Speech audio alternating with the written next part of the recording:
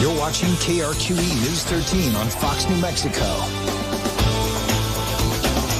Well, Hot Talk. Today is National Hot Sauce Day. Hey, look at that.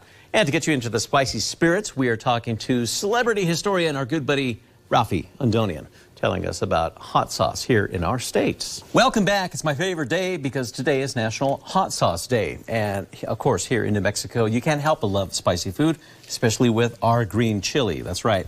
So we thought we would bring in celebrity historian Raffi Andonian, talking about the origins and development of these tastes. Raffi, always good to have you, my friend. Of course. Yeah. This is why I'm hot. This is why I'm hot. Yeah. That's what New Mexico's theme song should be on Hot Sauce Day. It really should. It really should. So you bring the flavor, you bring the funk, and you bring the spice. What do we got here, Raffi? Yeah, so think about the origins of spicy food. I think to start, before we go into specifically New Mexico chilies, they start south of here in Central America. Okay. In Central America, you have, going back close to 10,000 years, archaeology that shows ancestors of the Aztecs using it in a variety of ways, not just eating it, but as an ointment on the body and so on and so forth. But what's interesting is that we often also think about, let's say, Thai peppers, right, across the world. Well, that also starts here. It's actually a recent development. It was in the colonial period with Columbus that from here, and when I say here in the Western Hemisphere, goes back across the Atlantic and becomes this huge hit in Asia and Africa. But it wasn't quite as big a hit in what is now New Mexico, believe it or not. It did not spread up north until later. Really? Okay. And that's when folks acquired the taste and acquired the need for it. That's right. Well, and that's what's interesting about it. So we have the New Mexico chilies in front of us, right? And what's interesting about that is that the New Mexico chilies are not popular until the colonial period in the 1700s, with the Spanish actually coming up north from Mexico. They come up earlier than that, but it doesn't popularize until the 1700s. Now, I know you're from northern New Mexico, and this is the big debate, right? What is actually the New Mexico chili? Are they the varieties that come from up north, or is it the big-name commercial hatch one?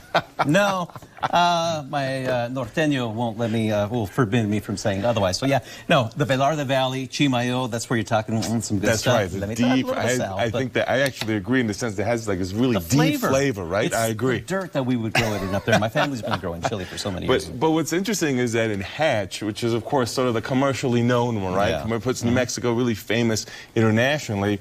That doesn't happen until later. You're absolutely right. So the norteños are growing it centuries ago, but in southern New Mexico in hatch doesn't come around until the late 19th, early 20th century. Joseph Franzoy, he actually plants it as a way to diversify away from cotton and wheat. And initially was kind of looked down upon, but gets commercial success. And of course, there's Fabian Garcia, who's associated with, now the New Mexico State University Chili Pepper Institute, the father of the New Mexico industry, New Mexico chili industry, who developed number 9, New Mexico chili number 9, which was more consistent in its flavor and its size and helped it become commercially successful. So I think these are the components that make hatch so famous commercially and why it became so successful. But interestingly enough, doesn't start here, and it's not until recently that it was kind of more of a hit. Yep, and then there's Johnny Come Lately, which is Pueblo chili from Pueblo, Colorado, which doesn't even really kind of qualify. I can say that too because I've said it before. My family's from Pueblo. Now, speaking of norteños, now most of these hot sauces I brought, these 4 here are from Taos. Different kinds. You even have a bourbon barrel aged over here. This one here is from Albuquerque. So different local hot sauces. It is Hot Sauce Day, so we have the chilies, but we got the hot sauces too, which are here local in New Mexico. And of course, this particular one, of course, is Tabasco, tried and true, not from New Mexico, but a classic.